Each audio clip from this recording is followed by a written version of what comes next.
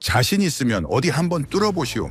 중동의 전운이 감돌던 새벽, 전 세계 안보 통신망을 타고 흐른 이 오만한 선언에 이라는 코웃음을 쳤습니다. 당대 최고의 기술이라 자부하던 대륙의 방어 체계조차 이란의 미사일 비구름 앞에 추풍 낙엽처럼 쓰러져 나갔기 때문입니다. 믿었던 방패들이 하나둘 먹통이 되어 유전시설이 불타오를 때 전 세계는 확신했습니다. 이제 중동의 하늘은 끝났다. 그 어떤 무기도 이 지옥 같은 화력을 막아낼 순 없다. 그런데 바로 그 절망의 순간 단 한 나라만이 믿기지 않는 침착함으로 적의 심장을 낱낱이 쪼개기 시작했습니다. 그 경악스러운 결과가 발표되었을 때 전 세계 군사 전문가들은 비명을 지르며 이를 통계적 사기라고 몰아붙였습니다. 이건 물리적으로 불가능하다. 이 숫자는 조작된 것이 분명하다. 하지만 그들이 미처 계산기에 넣지 못했던 지독한 믿는 구석이 그 땅 밑에 숨어 있었습니다. 남들이 화려한 카탈로그와 스펙을 자랑하며 무기를 팔아치울 때 가장 어두웠던 시절의 눈물을 거름삼아 오직 실전만을 위해 스스로를 담금질해온 이름 없는 기술자들의 집념. 도대체 이 작은 나라가 무엇을 감추고 있었기에 천하의 강대국들조차 이제는 이들 없이는 평화를 설계하지 못하는 걸까요? 비웃음을 경탄으로, 조롱을 경애로 바꿔버린 잔인하고도 완벽한 반전의 서사. 전 세계 국방부 장관들이 백지수표를 들고 한국행 비행기에 몸을 싣게 만든 그 믿는 구석의 정체. 지금부터 그 베일을 벗겨보겠습니다. 영상을 시청하신 후 마음에 드신다면 좋아요와 구독 버튼을 꼭 눌러주세요. 여러분의 관심이 저에겐 큰 힘이 됩니다. 그럼 바로 시작하겠습니다. 미국이 이란을 공격했습니다. 전 세계가 숨죽이며 지켜봤죠. 다음은 이란이 미국에 보복할 차례라고 모두가 생각했습니다. 그런데 이란은 미국을 향해 미사일을 쏘지 않았습니다. 대신 주변국들을 때렸습니다. 아랍에미리트를, 사우디를, 바레인을, 카타르를. 이란을 공격한 나라가 아닌 그 동맹국들을 향해 미사일을 쏟아부었습니다. 저는 로버트 앨런 벨몬트입니다. 미 국방부 전략기획국 출신이며 지금은 하버드 국제전략학과 석좌 교수로 학생들을 가르치고 있죠. 2026년 2월 28일 새벽이었습니다. 미 공군 F-35 편대와 이스라엘 정밀 유도탄이 테헤란 중심부를 타격했습니다. 이란 최고 지도자 아야톨라 하메네이의 사망이 공식 확인됐죠. 트럼프 대통령은 즉각 선언했습니다. 폭격은 목표 달성 시까지 계속된다고. 이란 혁명수비대는 즉각 보복을 선포했습니다. 호르무즈 해협 봉쇄 가능성을 시사했고 유가가 폭등하는 건 시간 문제였죠. 그리고 3월 1일 새벽 이란은 즉각 주변국들의 공격을 쏟아부었습니다. 탄도미사일 샤하브-3, 파테 110, 수천 대의 샤헤드 자폭 드론이 동시에 하늘로 솟아올랐습니다. 그때 한 학생이 손을 들었습니다. 교수님, 이란이 미국을 직접 공격하지 않고 왜 주변국들을 공격한 건가요? 핵심을 찌르는 질문이에요. 이란은 미국 본토를 타격할 능력이 없습니다. 직접 건드릴 수 없으니 미국이 가장 아끼는 것을 인질로 잡는 겁니다. 바로 에너지죠. 전 세계 원유 물동량의 20%가 호르무즈 해협을 통과합니다. 아랍에미리트, 사우디, 바레인, 카타르. 이 나라들이 바로 그 길목을 장악하고 있는 나라들이에요. 이란의 계산은 이것이었습니다. 유전시설 몇 곳만 마비시키면 국제유가는 배럴당 150달러를 돌파합니다. 전 세계 경제가 흔들리고 미국 여론이 들끓기 시작하면 미국은 멈출 수밖에 없다. 그래서 당당하게 쐈습니다. 이란의 전술은 단순히 쏘아대는 게 아니었습니다. 수백 대의 드론으로 방공망을 먼저 과부하시킨 뒤 그 틈을 뚫고 탄도미사일을 섞어 날리는 전술이었죠. 살상구역, 킬박스 전술입니다. 방어하는 쪽 입장에서는 지옥이나 다름없는 상황이에요. 아부다비 공항 인근에 드론 파편이 떨어졌습니다. 두바이 팜 주메이라 인근에서 폭발이 났죠. 중동 9개국이 동시에 흔들렸습니다. 사우디, 바레인, 아랍에미리트, 쿠웨이트, 카타르, 오만, 이라크, 요르단, 이스라엘. 바레인 마나마에는 미 해군 제5함대 사령부가 있었고 카타르 알 우데이드 공군기지도 타격을 받았습니다. 요르단은 이란이 이스라엘을 향해 쏜 미사일이 수도 암만 상공을 가로질렀고 요격 과정에서 파편이 시내 한복판에 떨어졌죠. 과연 이란의 계산대로 됐을까요? 그렇지 않았습니다. 미국은 멈추지 않았어요. 이란의 핵 역량을 완전히 뿌리 뽑겠다는 게 목표였으니까요. 동맹국들이 불타는 동안에도 작전은 계속됐습니다. 방어막이 뚫린 나라들에겐 협상력이 없었습니다. 이란은 미국을 설득하지 못하면 다음은 완공이라고 협박했고, 미국에게는 지금 멈추지 않으면 이란의 복수를 감당할 수 있겠냐고 압박했습니다. 그런데 바로 이 혼돈 속에서 여러분이 주목해야 할 일이 하나 있습니다. 아랍에미리트에서 벌어진 일입니다. 당시 중동 국가들의 방공망은 크게 두 종류로 나뉘었습니다. 미국산 패트리어트와 중국산 HQ-9B. 중국은 HQ-9B를 팔면서 이렇게 홍보했습니다. 스텔스기도 잡는 아이언돔의 상위 호환이라고. 가격은 미국산보다 저렴하고 성능은 더 뛰어나다고. 그 말을 믿은 나라들이 있었습니다. 결과는 어떻게 됐을까요? HQ-9B는 실전에서 먹통이 됐습니다. 실전 데이터가 없는 시스템의 한계였죠. 허위 표적과 실제 미사일을 구분하지 못했고 방어해야 할 하늘은 그대로 뚫렸습니다. 그런데 아랍에미리트는 달랐습니다. 중국산도 아니고 미국산도 아니었습니다. 아랍에미리트는 한국의 천궁2를 선택했습니다. 왜 한국이었을까요? 미국과 중국에는 공통점이 하나 있습니다. 무기를 팔 때 핵심 소프트웨어는 절대 건드리지 못하게 블랙박스 처리를 한다는 겁니다.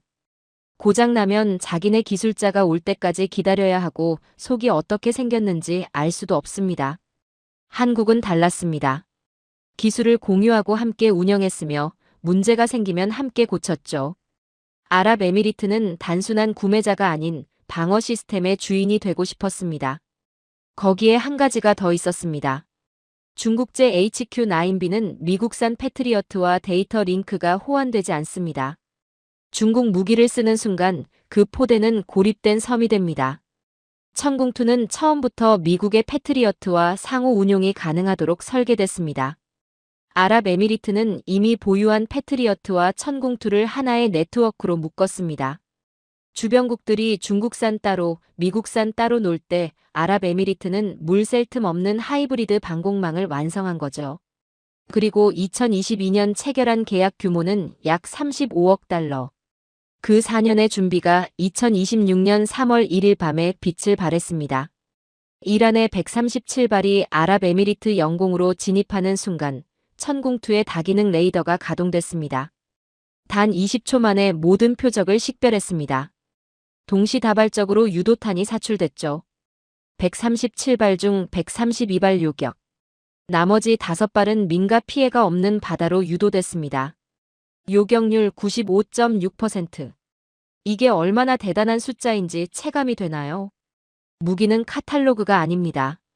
실전에서 증명되기 전까지는 아무런 의미가 없습니다. 세상에 수많은 방공 시스템이 있습니다. 저마다 뛰어나다고 홍보합니다.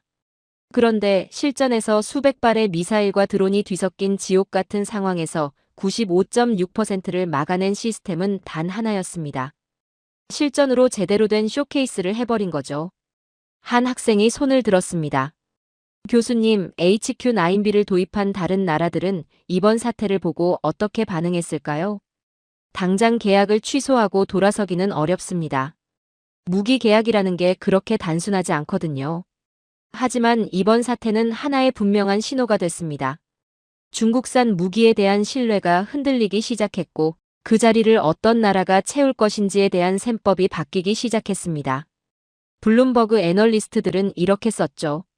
이제 중동의 표준은 패트리어트가 아닌 천궁이 될 것이라고.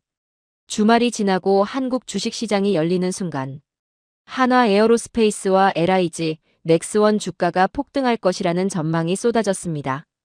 중국산 방공 시스템에 기대어왔던 나라들이 서서히 다른 선택지를 모색할 것이라는 전망도 나왔습니다. 2026년 3월의 사막은 중국 무기의 무덤이 됐습니다. 그리고 동시에 한국 무기가 세계 최강의 방패임을 증명한 현장이 됐죠. 그런데 전 세계가 경악하는 부분은 따로 있습니다. 천궁2의 95.6% 요격률 때문만이 아니었습니다. 군사 전략가들이 한국이라는 나라를 다시 들여다보기 시작하면서 나온 결론 때문이었죠. 한국은 평화로운 민주주의 국가의 외양을 하고 있었습니다. 그런데 내부를 들여다보니 세계에서 가장 정교하게 설계된 거대 요새였습니다. 숫자부터 보겠습니다. 한국 육군이 보유한 자주포는 약 2,100여 문입니다. 영국, 프랑스, 독일을 다 합친 서유럽 전체보다 많습니다. 탄약 비축량은 미군을 제외하고 자유진영에서 압도적 1위입니다. 그리고 다른 나라 무기들이 창고에서 먼지를 뒤집었을 때 한국의 무기들은 매일 전방에서 실전 훈련을 소화하며 90% 이상의 즉시 가동률을 유지하고 있었습니다. 한 학생이 손을 들었습니다. 교수님, 한국이 그렇게 많은 무기를 보유하고 있다는 게 잘 믿기지 않는데 이유가 있나요? 당연히 이유가 있죠. 한국은 휴전 국가입니다. 지금 이 순간에도 전쟁이 끝난 게 아니에요. 1953년에 총성이 멈췄을 뿐 법적으로는 여전히 전쟁 중인 나라입니다. 북쪽에는 핵을 가진 나라가 있고 그 옆에는 세계 최대의 군대를 가진 나라가 있습니다. 한국은 단 하루도 그 현실을 잊은 적이 없습니다. 그래서 무기는 선택이 아니었습니다. 생존 그 자체였죠. 그런데 더 놀라운 건 무기의 숫자가 아닙니다. 한국이라는 나라가 설계된 방식입니다. 고속도로 곳곳에 비상활주로 구간이 있습니다. 전방 지역 도로 위에는 거대한 낙석 방지 구조물처럼 생긴 대전차 장애물이 서 있습니다. 신도시 아파트 지하에는 핵 방호급 대피소가 설계되어 있습니다. 다리 하나, 터널 하나를 지을 때도 유사시 폭파하여 적의 진격을 늦출 수 있도록 공병적 계산이 반영됩니다. 외국인 관광객들에게는 평화로운 풍경입니다. 군사 전문가들에게는 국토 전체가 하나의 거대한 방어기지로 보이죠. 그리고 사람입니다.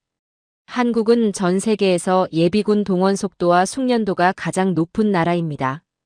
유사시 24시간 내에 수백만 명의 숙련된 예비역이 현역 시절 다루던 무기체계에 즉시 투입됩니다. 편의점 직원이 포병 장교 출신일 수 있고 자동차 정비소 사장이 기갑부대 정비병 출신일 수 있습니다. 전 국토에 퍼져 있는 이 기술 인력들이 전시에는 즉시 방산 유지 보수 인력으로 전환됩니다. 한국을 공격한다는 것은 5천만 명의 전사와 세계 최고 수준의 제조업 인프라 전체를 동시에 상대해야 한다는 뜻입니다. 바로 이 국가적 진심이 있었기에 천궁투가 가능했습니다. 천궁투는 갑자기 만들어진 행운의 무기가 아닙니다. 70년 동안 북한, 중국, 러시아라는 거대 위협에 둘러싸여 요새로 살아온 대한민국이 스스로를 지키기 위해 깎고 다듬은 결정체입니다. 한국을 고요한 아침의 나라라고 부르지 마십시오. 그들은 전 세계에서 가장 고요하게, 하지만 가장 치열하게 전쟁의 현실과 마주하며 살아온 민족입니다. 그렇다면 이 무서운 기질은 어디서 왔을까요? 갑자기 생겨난 게 아닙니다. 600년 전부터 이미 그 설계도가 있었습니다. 한국인들에게 천궁투를 만드는 것은 어려운 일이 아니었습니다. 이미 600년 전에 그 설계도를 머릿속에 가지고 있었기 때문입니다. 단지 그것을 구현할 소재와 컴퓨터가 필요했을 뿐이죠. 여러분, 1451년으로 가보겠습니다. 조선 문종대입니다. 이때 세상에 등장한 무기가 하나 있습니다. 문종화차. 세계 최초의 이동식 다연장 로켓 시스템입니다. 수레 하나에 신기전 100발을 장착하고 한 번에 쏟아붓는 무기입니다. 생각해 보십시오. 수레 하나가 전장에 나타나는 겁니다. 그리고 100발이 동시에 날아갑니다. 15세기에 이걸 처음 본 적군의 입장이 어땠겠습니까? 공포 그 자체였겠죠. 신기전이란 건 도대체 뭘까요? 로켓 추진 화살입니다. 크기에 따라 소신기전, 중신기전, 대신기전으로 나뉩니다. 그중 대신기전은 전체 길이가 5.6m입니다. 사거리가 2km에 육박하죠. 15세기 당시 전 세계 어떤 화약 무기도 도달하지 못한 거리였습니다. 그런데 여기서 끝이 아닙니다. 산화신기전이라는 게 있었습니다. 비행 도중 소형 폭탄을 분리시켜 공중에서 폭발시키는 무기입니다. 현대 미사일의 다단계 추진, 자탄 확산의 시초로 평가받는 기술이죠. 15세기에 이미 2단 로켓 개념을 구현한 겁니다. 한 학생이 손을 들었습니다. 교수님, 당시 유럽의 무기 기술과 비교하면 어느 정도 수준이었나요? 비교가 안 됩니다. 당시 유럽의 화포는 사거리가 짧고 명중률이 낮아서 성벽 부수기 용도에 그쳤습니다. 그런데 조선은 이미 정밀 타격과 광역 제압이라는 현대적 포병 전술을 구사하고 있었습니다. 그것도 1451년에. 그런데 저를 진짜 경악하게 만든 건 따로 있습니다. 국조 오레이라는 조선의 병기 기술서가 있습니다. 이 책에는 신기전 각 부위의 치수가 기록되어 있습니다. 소수점 단위로 0.3mm 수준까지 상세히 기록되어 있습니다. 서구권이 대장장이의 감각에 의존해 무기를 만들 때 조선은 이미 설계도에 의한 표준화 생산 체계를 갖추고 있었습니다. 부품 하나하나가 규격화되어 있었고 어디서 만들어도 호환이 됐습니다. 현대방산에서 말하는 정밀 제조의 뿌리가 바로 여기에 있습니다. 더 놀라운 게 있습니다. 현대 미사일 공학자들이 이 설계도대로 신기전을 복원해서 실제로 발사해봤습니다. 결과가 어땠을까요? 현대 공학적으로도 완벽한 비행 궤적과 안정성을 보여줬습니다. 600년 전 조상들이 이미 유체역학과 탄도학의 정수를 이해하고 있었다는 증거입니다. 단순히 우연히 만들어진 무기가 아니라는 겁니다. 계산하고 설계하고 검증했습니다. 600년 전에 이미 한 학생이 물었습니다. 교수님, 그 화차의 전술 개념이 지금 한국 무기에도 이어지고 있나요? 그대로 이어지고 있습니다. 100발의 신기전을 동시에 쏟아부어 적의 밀집 대형을 순식간에 와해시키는 것. 이 개념이 현대 한국 육군의 핵심 전력인 K239 천무로 고스란히 이어집니다. 천무는 239mm 로켓탄 12발을 단 7초 이내에 발사합니다. 한 대의 화력이 축구장 3개 면적을 초토화합니다. 그런데 이 천무를 폴란드가 미국산 하이마스 대신 선택했습니다. 왜 그랬을까요? 하이마스는 미국이 자랑하는 다연장 로켓 시스템입니다. 우크라이나 전쟁에서 전 세계가 그 위력을 목격했죠. 그런데 폴란드는 그 하이마스 대신 천무를 골랐습니다. 화차의 후예다운 압도적인 화력 밀도 때문입니다. 적을 보지 않고도 소나기처럼 쏟아부어 섬멸한다는 화차의 정신이 천무의 자동 방열 시스템과 정밀 유도 알고리즘 속에 그대로 녹아들어 있습니다. 600년 전 수레 위에서 날아오르던 신기전의 후예가 21세기 전장에서 폴란드 땅을 지키고 있는 겁니다. 그런데 한국의 무기 철학은 화력만이 아닙니다. 또 다른 계보가 있습니다. 편전이라는 무기입니다.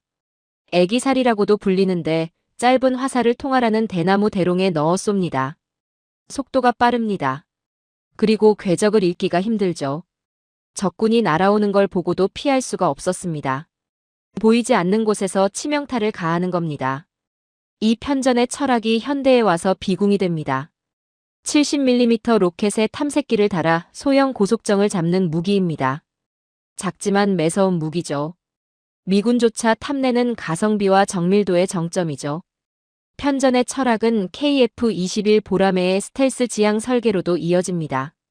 작지만 매섭고 보이지 않지만 치명적이다. 600년 전 편전의 사상이 21세기 스텔스 전투기로 재탄생한 겁니다. 여러분, 한국 방산의 성공은 갑자기 튀어나온 행운이 아닙니다. 15세기에 세계 최고 수준의 로켓 설계도를 가졌던 국가가 20세기 산업화의 정밀 제조 능력을 만나고 21세기 소프트웨어 기술과 결합하면서 폭발한 겁니다. 600년의 누적된 시간이 2026년 3월에 사막 위에서 터진 겁니다. 한국인들에게 천공투를 만드는 것은 새로운 도전이 아니었습니다. 이미 그 유전자가 피 속에 흐르고 있었습니다. 600년 동안 단 한 번도 꺼지지 않은 화약 냄새가 그들의 손끝에 배어 있었던 겁니다. 그렇다면 이 무기들은 어떻게 세계 최고의 신뢰성을 갖게 됐을까요? 거기에는 한반도라는 땅이 가진 특별한 이유가 있습니다. 한국 무기가 세계 최고의 신뢰성을 갖게 된 데는 이유가 있습니다. 세계 무기 전문가들이 한국 지형을 보고 혀를 내두릅니다. 이유가 뭔지 아세요? 한국은 여름에 습한 아열대 기후입니다. 영상 35도에서 40도. 습도는 90%를 넘어가죠. 그런데 겨울엔 시베리아 기단이 내려옵니다. 영하 20도에서 영하 30도. 연교차가 70도에 달하죠. 금속은 온도에 따라 수축과 팽창을 반복합니다. 유럽의 부드러운 기후에서 만들어진 무기들이 한국의 겨울에 작동 불능이 되는 사례는 허다하죠. 그런데 한국 무기는 이 연교차 70도의 지옥에서 태어났습니다. 1년 내내 가동되어야 하는 운명이니까요. 가혹한 환경은 여기서 끝나지 않습니다. 한국은 국토의 70%가 산악지대입니다. 평원에서 기동하는 유럽 전차들과 달리 한국의 K2 전차와 K9 자주포는 급경사와 비포장도로 진흙탕을 매일 달리죠. 한국의 전방 사단들은 매일 무기를 끌고 산악 지형을 누빕니다. 그 가혹한 일상이 무기의 내구성을 세계 최고 수준으로 끌어올린 거죠. 한 학생이 손을 들었습니다. 교수님, 그렇다면 유럽 국가들이 한국 무기를 선택한 것도 이런 이유 때문인가요? 정확히 그렇습니다. 노르웨이나 폴란드가 한국 무기에 열광한 건 단순히 화력이 좋아서가 아니죠. 그들의 험난한 지형과 눈 덮인 동토에서 유일하게 퍼지지 않고 달린 놈이 한국산이었기 때문입니다. 노르웨이 전차 사업 테스트 당시였습니다. 독일의 레오파르트 전차가 혹한에 시동이 걸리지 않을 때 K2 전차는 설원을 거침없이 질주했죠. 이건 단순히 카탈로그의 광고가 아니에요. 실제 테스트 결과입니다. 거기에 한 가지가 더 있죠. 삼면이 바다인 한국은 염분과 습기라는 정밀 기계의 천적과 싸워왔습니다. 서해의 극심한 해무와 동해의 거친 파도 속에서도 작동하는 기술을 수십 년째 연마해온 나라죠. 중동의 사막은 단순히 덥기만 한 게 아닙니다. 밤에는 급격히 온도가 떨어지고 미세한 모래먼지가 기계 틈새로 파고들며 바닷가 인근은 염분이 가득하죠. 유럽제 레이더가 모래바람에 먹통이 될 때 한국의 천국 레이더가 멀쩡했던 건 서해와 동해의 짠바람 속에서 수십 년간 단련됐기 때문이죠. 한 학생이 물었습니다. 교수님, 환경적인 내구성만으로 세계 최고라고 할 수 있나요? 환경은 시작일 뿐입니다. 무기의 신뢰성은 데이터 시트가 아니라 얼마나 많이 쏴봤느냐에서 나오죠. 서구권 국가들은 예산 문제로 실사격 훈련 횟수가 턱없이 적습니다. 한국은 다르죠. 상시 위협이 있으니까요. 한국의 K9 자주포는 개발 과정과 실전 배치 후 수만 발의 포탄을 쏟아부으며 총열의 마모도와 폐쇄기의 내구성을 극한까지 검증했습니다. 충남 태안의 안흥 종합시험장은 1년 365일 굉음이 끊이지 않는 곳이죠. 단순히 한두 번 쏘는 게 아닙니다. 부품이 파손될 때까지 돌리는 한계 테스트를 반복합니다. 수만 번의 시험 사격을 통해 얻은 데이터가 알고리즘의 정교함으로 승화되죠. 2026년 이란 전쟁에서 천궁투가 단 한 발의 기계 결함도 없이 137발을 맞닥뜨린 건 우연이 아닙니다. 이미 한국의 사격장에서 수백만 번의 시행착오를 끝냈기 때문이죠. 전 세계 무기 시장에서 이런 말이 돌기 시작했습니다. 한국 무기가 잘 팔리는 이유는 단순히 싸서가 아니라고. 가장 험악한 곳에서 태어났기에 가장 믿음직하다는 거죠. 중동의 왕족들이 한국 무기를 사는 이유는 카탈로그 때문이 아닙니다. 영하 30도와 영상 40도를 오가는 한국의 산맥을 넘나드는 기갑부대를 직접 봤기 때문이죠. 그들에게 한국은 무기 제조국이자 세계에서 가장 거대한 자연 고문실입니다.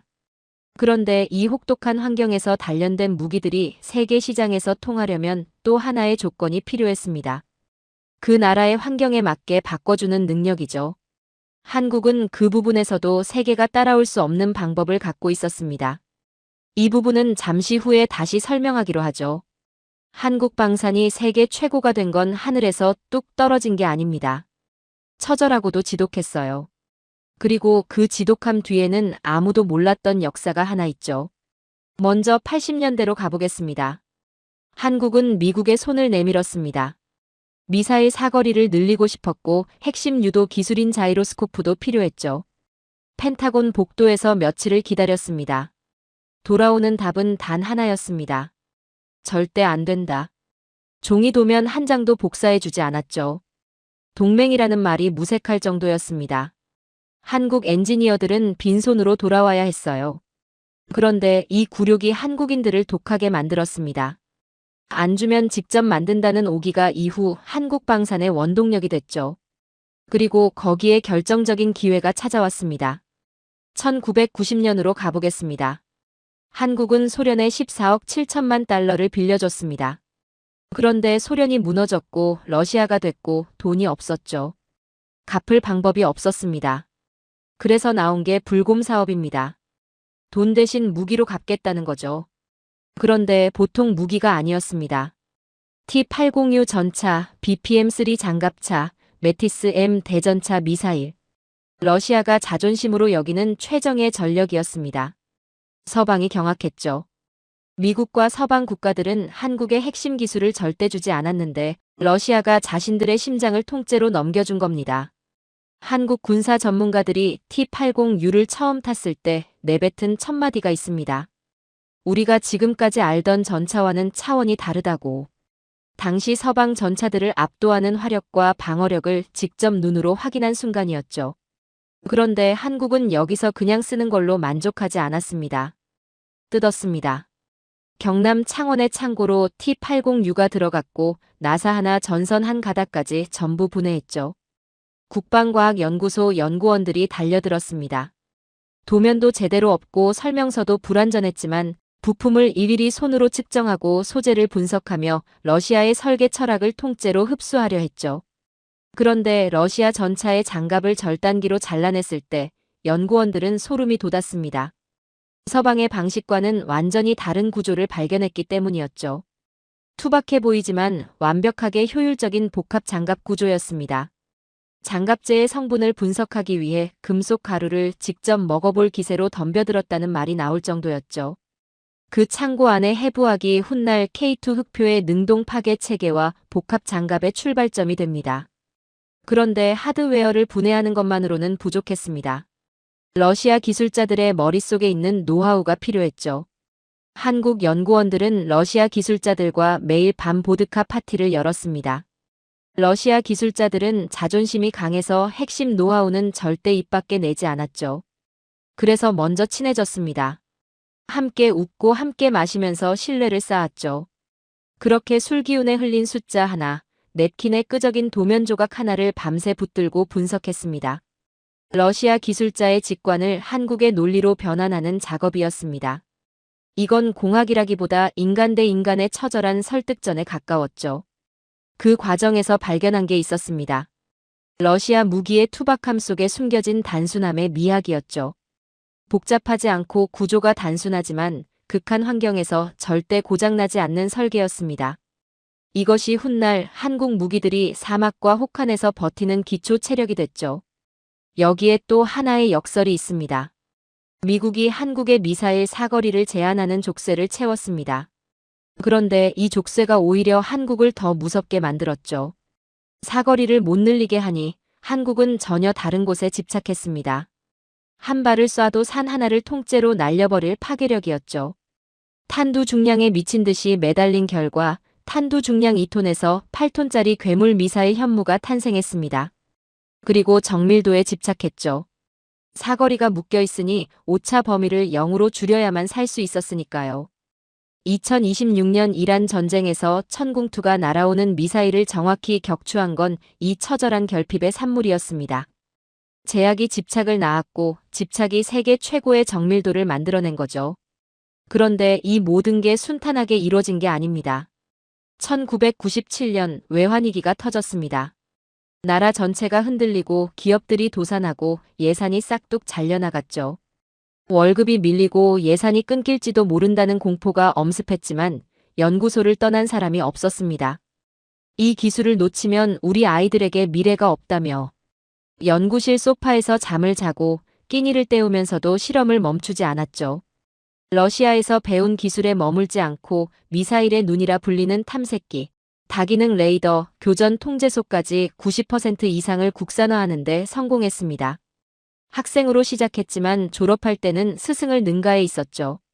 한 학생이 손을 들었습니다. 교수님, 그렇게 어려운 상황에서도 국산화를 포기하지 않은 이유가 뭔가요?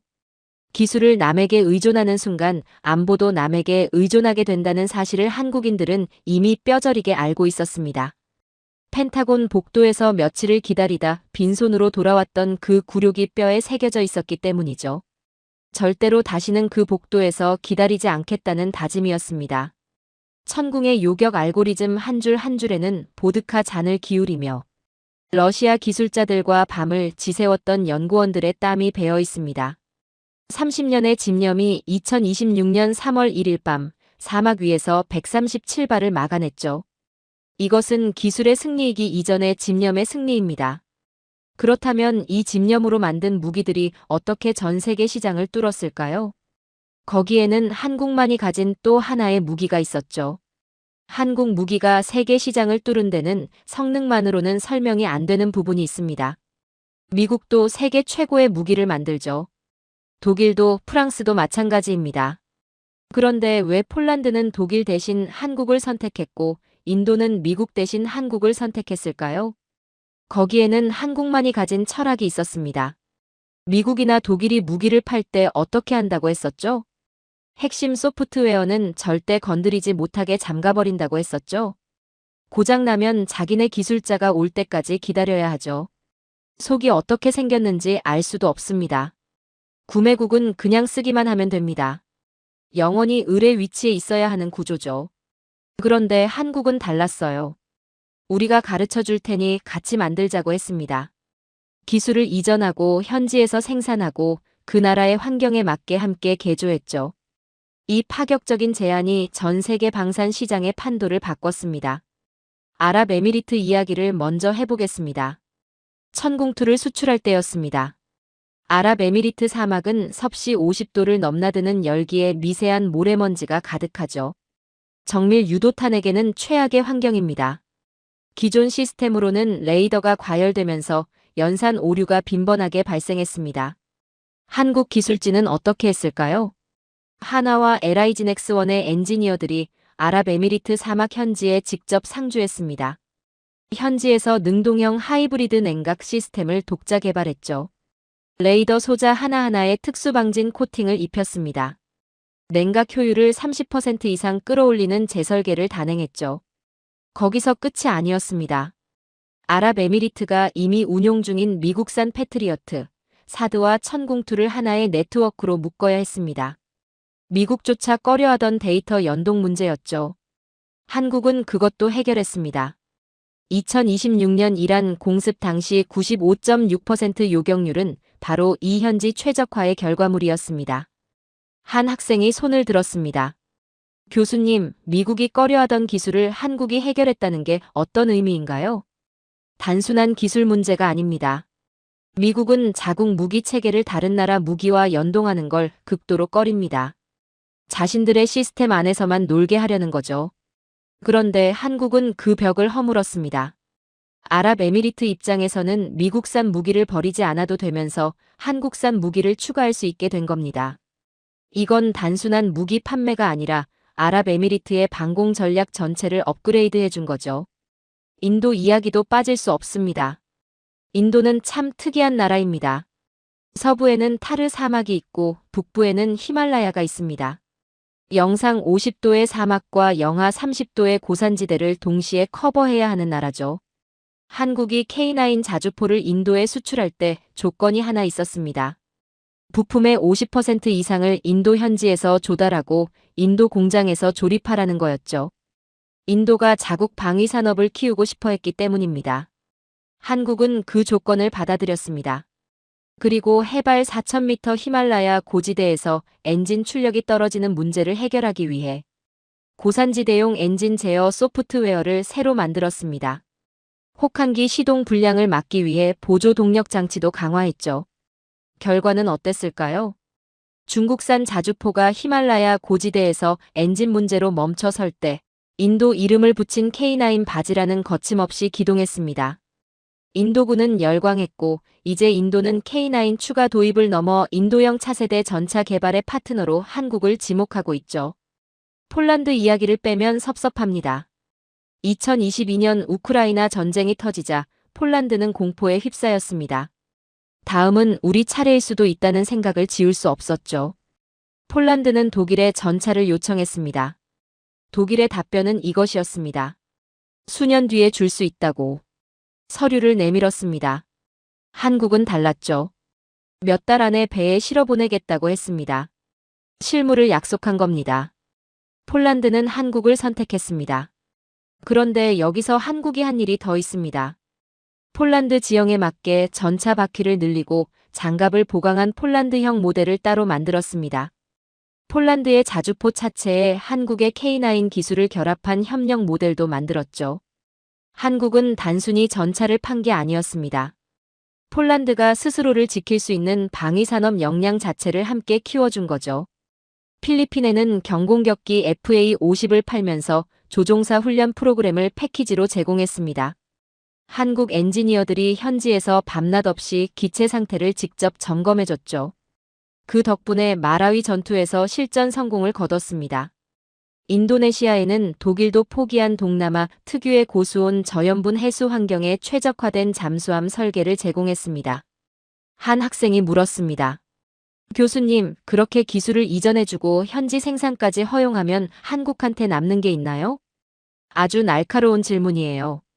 단기적으로 보면 손해처럼 보일 수 있습니다. 하지만 한국은 다르게 생각했죠. 파트너가 강해질수록 한국을 더 신뢰하게 됩니다. 기술을 공유받은 나라들은 다음 세대 무기도 한국과 함께 만들려 하죠. 인도가 차세대 전차 파트너로 한국을 지목한 게 바로 그 증거입니다. 무기를 팔면 거래가 끝납니다. 하지만 기술을 나누면 동맹이 시작되죠. 세계 시장에서 한국 무기가 사랑받는 진짜 이유는 성능만이 아닙니다.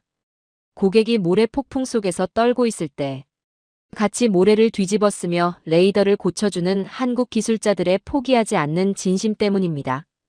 기술은 베낄 수 있어도 그 진심은 누구도 베낄 수 없습니다. 그렇다면 이 진심은 어디서 나오는 걸까요? 그 뿌리에는 한국이라는 나라와 국민이 가진 특별한 뚝심이 있었습니다.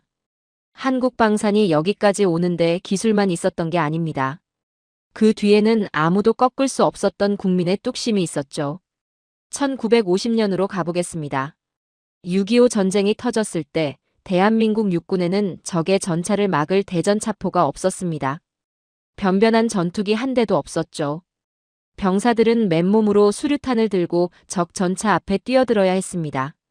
그 비극이 한국인의 무의식 속에 깊이 새겨졌어요. 무기가 없으면 내 가족을 지킬 수 없다는 처절한 생존 본능이었죠. 전쟁이 끝나고도 위기는 계속됐습니다. 1970년대 닉슨 독트린이 선언됩니다. 주한미군을 감축하겠다는 거였죠. 한국은 충격에 빠졌습니다. 그때 나온 결론이 하나였어요. 우리 손으로 우리 무기를 만들자. 번개 사업이 시작됐습니다. 소총 한 자루를 복제하기 위해 전국의 공학자들이 밤을 지새웠죠. 변변한 장비도 설계도도 없었습니다. 있는 무기를 뜯어보고 측정하고 다시 만들었어요. 그 절박함이 오늘날 K방산의 출발점이었죠. 한 학생이 손을 들었습니다. 교수님, 그렇게 어려운 환경에서 무기 개발을 시작했는데 어떻게 지금의 수준까지 올라올 수 있었나요? 축적의 힘입니다. 단 한순간도 멈추지 않았기 때문이죠. 냉전이 끝났을 때 서방 국가들은 평화의 배당금을 챙겼습니다. 군비를 줄이고 방산 예산을 삭감했죠. 한국은 달랐습니다. 다른 나라들이 군비를 줄이던 그 시간에 한국은 오히려 기술을 쌓아 올렸죠. 그런데 한국에는 그것만으로 설명되지 않는 힘이 있습니다. 바로 국민입니다. 전 세계 어느 민주주의 국가에서든 방산 예산 증액을 이야기하면 반대 여론이 거셉니다. 복지에 써야 한다고들 하죠. 그런데 한국은 달랐어요. 북쪽에는 여전히 핵을 개발하는 나라가 있었고 한국은 단 한순간도 긴장을 풀 수 없었어요. 한국인들은 역사적으로 강력한 힘만이 평화를 보장한다는 사실을 뼈저리게 학습했습니다. 그래서 방산에 들어가는 천문학적인 예산을 아까워하지 않습니다. 진보와 보수를 떠나 자주국방과 강한 군대에 대해서는 이견이 없습니다. 진보도 보수도 자주국방만큼은 한 목소리였습니다. 국산 무기 개발 성공 뉴스가 나오면 전 국민이 함께 열광했죠. 누리호가 발사됐을 때 KF-21 보라매가 처음 하늘을 날았을 때 전 국민이 눈물을 흘렸습니다. 외신들이 경악한 장면이었죠. 도대체 왜 민간인들이 무기 개발에 눈물을 흘리냐고요? 이유가 있습니다. 한국인들에게 그건 단순한 무기가 아니기 때문이에요. 70년 전 맨손으로 전차 앞에 뛰어들어야 했던 비극을 딛고 우리 손으로 세계 최고의 무기를 만들어냈다는 민족적 자존심의 발현이었죠. 방산 비리에는 가장 엄격한 나라가 한국입니다. 그러나 세계 최고의 미사일을 만들겠다는 예산에는 기꺼이 세금을 내는 나라이기도 하죠. 국민 한 명 한 명이 방산의 후원자이자 감시자입니다. 이 나라에서는 방산이 정치 싸움의 도구가 될 수 없어요. 그것은 생존의 문제이기 때문이죠. 그런데 여기에 한국만이 가진 특별한 비밀이 하나 더 있습니다. 한국은 징병제 국가입니다. 모든 남성이 군대를 가죠. 그런데 한국에서는 독특한 일이 벌어집니다. 명문대를 나온 엔지니어가 전방부대에서 K9 자주포를 직접 몰고 K2 전차를 정비합니다. 설계자가 곧 사용자가 되는 구조죠. 그 엔지니어가 현장에서 느낀 불편함이 저녁 후 연구소로 전달됩니다. 왜 이 레버는 이렇게 뻑뻑한지, 왜 이 해치는 장갑을 끼면 열기가 힘든지. 그 현장의 목소리가 다음 세대 무기 설계에 반영되죠. 수십 년 동안 수백만 명의 공대생 군인들이 직접 굴려보며 다듬어진 무기입니다. 미국이나 유럽의 직업군인 체제에서는 절대 나올 수 없는 피드백이에요. 그래서 한국 무기가 해외에서 정비하기 쉽고 사용하기 편하다는 평가를 받는 거죠. 어떤 폴란드 장교가 이런 말을 했습니다. K2 전차는 처음 타는 사람도 하루면 감을 잡는다고. 독일 레오파르트는 숙련되는데 몇 달이 걸린다고. 그 차이가 바로 수백만 명의 공대생 군인들이 쌓아올린 피드백의 힘입니다. 한국 방산은 이제 안보를 넘어 국가 경제의 기둥이 됐습니다. 자동차, 반도체에 이어 대한민국을 먹여 살릴 세 번째 엔진이라는 확신이 국민들 사이에 퍼져 있죠. 수출 현장에서는 대통령이 직접 영업사원을 자처합니다. 정상회담장에서 방산 계약서를 꺼내드는 나라가 한국입니다. 연구원들은 고객국의 현지에 상주하며 밤샘 작업을 마다하지 않아요. 대통령부터 말단 연구원까지 국가 전체가 하나의 방산팀으로 움직이죠. 폴란드의 전차를 팔 때도, 아랍에미리트의 천궁을 팔 때도, 인도의 자주포를 팔 때도 마찬가지였습니다. 계약서에 도장을 찍는 순간이 끝이 아니라 시작이었죠. 그 나라의 환경에서 실제로 작동하는 무기가 될 때까지 한국은 자리를 떠나지 않았습니다. 이것이 기술보다 더 강한 한국의 진심이에요. 한국의 방산 예산 숫자를 단순한 숫자로 보면 안 됩니다. 70년 전 폐허 속에서 우리 아이들은 전쟁 없는 세상에서 살게 하겠다고 맹세했던 한 세대의 약속이자 뚝심이죠. 국산 무기 개발 뉴스에 눈물을 흘렸던 5천만 국민의 진심입니다. 2026년 중동의 하늘을 수놓은 천궁의 불꽃은 그 70년의 약속이 마침내 쏘아 올린 희망이었어요. 그렇다면 이 국민의 뚝심으로 만들어진 무기들이 어떻게 세계 최고의 속도로 찍혀 나올 수 있었을까요? 거기에는 한국이 가진 또 하나의 무서운 저력이 있었죠. 전쟁은 결국 보급과 생산의 싸움입니다. 아무리 뛰어난 무기도 찍어낼 공장이 없으면 무용지물이죠. 2026년 이란 사태에서 세계가 목격한 건 한국의 미사일 기술만이 아니었습니다. 미사일이 떨어지는 속도보다 더 빨리 창고를 채울 수 있는 한국 제조업의 무서운 속도였죠. 한국이 이 속도를 갖게 된 데는 이유가 있습니다. 한국은 휴전 국가입니다. 평시에 공장을 놀리는 유럽과 달리 한국은 지속적인 내수 물량 덕분에 규모의 경제와 숙련된 인력을 상시 유지하고 있죠. 공장이 계속 돌아가니 기술자들의 손이 굳지 않습니다. 라인이 멈추지 않으니 공정 관리 능력이 날로 정교해지죠. 폴란드가 독일 레오파르트 전차 대신 한국의 K2를 선택한 결정적 이유가 바로 여기에 있었습니다. 독일이 전차 10대를 만드는데 3년이 걸릴 때 한국은 단 몇 달 만에 초도 물량을 폴란드 항구에 하역했죠. 독일이 서류를 검토하는 동안 한국은 이미 엔진 시동을 걸고 있었습니다. 전쟁 위기에 처한 나라에게 서류와 실물 중 어느 쪽이 더 필요한지는 말할 필요도 없죠.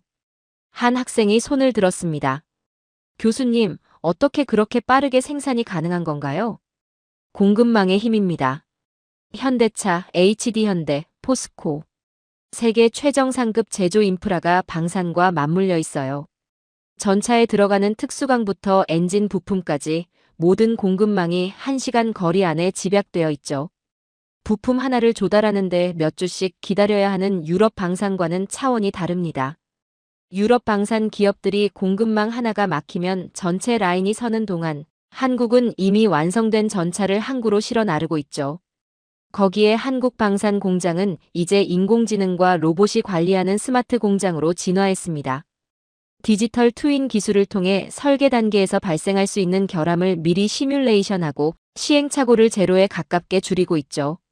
수작업 비중이 높은 유럽 방산과 달리 한국은 자동화 공정을 통해 수천 발의 미사일과 수백 대의 전차가 모두 동일한 품질을 유지하도록 관리합니다. 그런데 한국 무기의 경쟁력은 생산 속도와 품질만이 아닙니다. 쓰기 편하다는 거예요. 세계 어느 나라를 가도 한국 무기 사용자들에게서 공통적으로 나오는 말이 있습니다. 정비하기 쉽고 배우기 쉽고 야전에서 고치기 쉽다고. 이게 왜 중요한지 아세요? 전장에서 무기가 고장났을 때 수리팀이 올 때까지 기다릴 수 있는 상황은 없습니다. 병사가 직접 고쳐야 하죠. 그 순간에 한국 무기와 유럽 무기의 차이가 극명하게 갈립니다. 실전 가동률 95%라는 숫자는 바로 이 현장 친화적 설계에서 나오는 거죠. 그리고 한국은 무기를 판 뒤에도 떠나지 않습니다. 한국 무기가 팔린 곳에는 반드시 한국의 정비팀이 따라가죠. 부품이 고장나면 지구 반대편이라도 즉각 해결책을 내놓습니다. 폴란드와 호주에는 대규모 정비기지를 직접 건설했어요. 단순히 무기만 파는 게 아니라 그 나라의 안보를 수십 년 동안 함께 책임지는 구조죠. 구매국 입장에서는 한국 무기를 사면 절대 멈추지 않는다는 믿음이 생깁니다. 한번 맺은 인연은 끝까지 간다는 신뢰가 쌓이는 거죠. 이게 한국 무기의 재구매율이 압도적으로 높은 이유입니다. 한 학생이 물었습니다. 교수님, 미국은 세계 최대 방산 강국인데 왜 이런 서비스를 못하나요? 미국은 너무 크기 때문이에요. 미국 방산 기업들에게 폴란드나 인도는 수많은 고객 중 하나일 뿐입니다. 하지만 한국에게는 다르죠. 한국 방산 수출에서 폴란드 계약 하나, 아랍에미리트 계약 하나가 국가적 프로젝트입니다. 국가 전체가 하나의 방산팀으로 움직이는 나라예요. 그리고 이것은 단기간에 만들어진 시스템이 아닙니다. 수십 년 동안 기술을 나누고 함께 고치고 현지에서 밤을 지새우며 쌓아온 신뢰의 산물이죠. 미국은 무기를 팔고 청구서를 보냅니다. 한국은 무기를 팔고 그 나라 곁에 남습니다. 그 차이가 지금의 한국 방산을 만든 거죠. 미국조차 잃어버린 대량 생산의 능력을 한국은 보존하고 진화시켰죠. 전 세계가 무기가 필요한 순간 가장 먼저 한국으로 전화를 거는 이유가 바로 여기에 있습니다. 2026년 이란 사태에서 세계는 보았습니다. 하늘을 막는 천궁의 성능만이 아니라 그 천궁을 언제든 공급할 수 있는 한국의 생산 능력까지. 무기 하나를 팔아도 그 나라의 방산 역량까지 함께 키워주는 한국의 진심까지. 그것이 세계가 한국을 단순한 무기 수출국이 아닌 믿을 수 있는 안보 파트너로 바라보기 시작한 이유죠. 그렇다면 세계는 지금 한국을 어떻게 평가하고 있을까요? 2026년 이후 전 세계 외신과 전략가들이 쏟아낸 평가들은 한국인들조차 놀라게 만드는 것들이었습니다. 2026년 3월 1일 밤 사막 위에서 벌어진 일은 단순한 전투가 아니었습니다. 세계 무기 시장의 판도가 통째로 뒤집힌 역사적 분기점이었죠.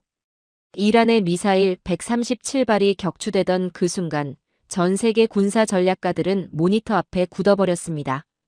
중국제 방공망이 뚫리고 한국제 방공망이 하늘을 지키는 장면을 실시간으로 목격하면서였죠. 그리고 다음 날부터 전 세계 외신들이 쏟아지기 시작했습니다. 미국 CNN이 먼저 보도했습니다.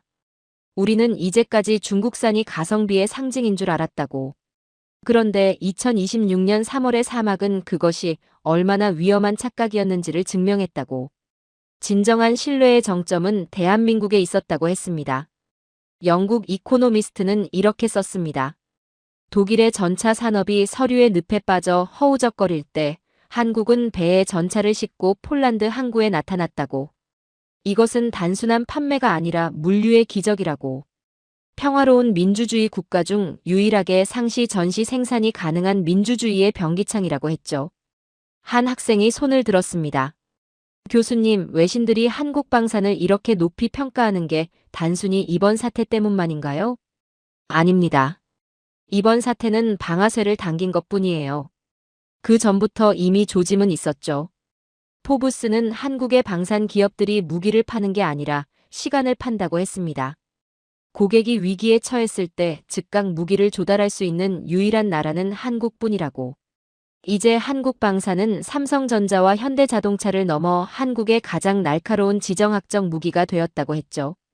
프랑스 르몽드는 한국이 이미 방산의 넷플릭스가 되어 전 세계 시장을 장악하고 있다고 했습니다. 미국산보다 저렴하면서도 실전 데이터는 훨씬 풍부하다고. 유럽이 안보를 위해 미국에 의존해왔지만 이제는 한국을 바라본다고 했죠. 그런데 외신들이 주목한 건 단순한 성능이 아니었습니다. 군사 전문지 제인스는 천공투의 성공 비결이 강철에 있지 않다고 했죠. 한국의 세계 최정상급 반도체 기술이 이식된 디지털 두뇌에 있다고 했습니다. 적의 기만 전술을 0.1초 만에 걸러내는 알고리즘은 정보기술 강국 한국만이 구현할 수 있는 영역이라고 했죠. 생각해 보십시오. 반도체가 한국의 경제를 지켰다면 이제 그 반도체가 들어간 무기가 전 세계 자유, 국가들의 평화를 지키는 실리콘 방패가 된 겁니다. 경제의 엔진이 안보의 엔진으로 진화한 거죠. 그런데 외신들 중에서 가장 깊이 있는 시선을 보낸 건 BBC였습니다. BBC는 한국이 역사상 단 한 번도 남을 침략한 적이 없는 나라라고 했습니다. 그래서 한국의 무기에는 공포가 아닌 수호의 정서가 담겨 있다고. 기술을 독점하지 않고 현지 생산을 통해 파트너를 키워주는 한국의 방식은 가장 품격 있는 방산 협력이라고 했죠. 이 말이 왜 중요한지 아세요? 무기를 파는 나라는 많습니다. 그런데 무기를 팔면서 그 나라를 강하게 만들어주는 나라는 많지 않아요. 미국은 무기를 팔되 핵심 기술은 잠깁니다. 중국은 무기를 팔되 정치적 영향력을 요구하죠. 한국은 달랐습니다. 기술을 나누고 함께 만들고 그 나라가 스스로를 지킬 수 있을 때까지 곁에 남았습니다. 배타적인 강대국들 사이에서 한국만이 함께 살자는 손을 내밀었죠. 그 진심이 폴란드를, 인도를, 아랍에미리트를 기술적 혈맹으로 만든 겁니다. 한 학생이 물었습니다. 교수님, 그렇다면 앞으로 세계 안보 구조에서 한국의 역할은 어떻게 변하게 될까요? 이미 변하고 있습니다. 미국은 최첨단 전력인 F-35와 핵전력에 집중하고 한국은 자유진영의 실무 전력인 자주포, 전차, 방공망을 책임지는 글로벌 안보의 엔진으로 자리매김하고 있죠. 민주주의 국가들의 변기창이 된 겁니다. 2차 세계대전 때 미국이 민주주의의 무기고라 불리며 연합국에 무기를 공급했듯이 이제 21세기 한국이 그 역할을 나눠 맡기 시작한 거예요. 70년 전을 생각해 보십시오. 소총 한 자루 없이 적 전차 앞에 뛰어들어야 했던 나라가 있었습니다. 도움을 구하며 전 세계에 손을 내밀어야 했던 나라가 있었죠. 그 나라가 지금은 전 세계 자유국가들이 손을 내미는 나라가 됐습니다. 단순히 무기를 잘 만드는 나라가 아니에요. 가장 어두운 순간에 가장 믿을 수 있는 파트너가 되는 나라가 된 거죠. 2026년 3월 1일 밤 아랍에미리트의 하늘을 수놓은 천궁의 불꽃은 단순한 요격의 순간이 아니었습니다. 600년 전 화차의 신기전이 하늘을 가르던 그 정신이 연교차 70도의 혹한과 혹서를 견디며 단련된 강철이 보드카 잔을 기울이며 기술을 얻어냈던 연구원들의 집념이 연구소 소파에서 잠을 자며 도면을 놓지 않았던 눈물이 국산 무기 뉴스에 함께 울었던 5천만 국민의 진심이 한데 모여 밤하늘에 새긴 불꽃이었습니다. 오늘의 사연은 여기까지입니다. 600년 전 화차의 불꽃은 꺼지지 않았고 오늘 밤 천궁의 요격 궤적으로 다시 그려졌습니다. 기술은 하루아침에 탄생하지 않습니다. 그것은 역사, 집념, 그리고 생존의 기억이 만든 결과입니다. 사막의 하늘을 가른 한 발의 요격은 단순한 무기 성능이 아니라 국가의 의지를 증명했습니다. 세계가 혼란 속에 흔들릴 때 준비된 나라는 말이 아니라 결과로 답합니다. 그리고 그 답은 지금 대한민국의 이름으로 기록되고 있습니다. 긴 영상 시청해주셔서 감사합니다. 내일은 더 좋은 영상으로 찾아오겠습니다.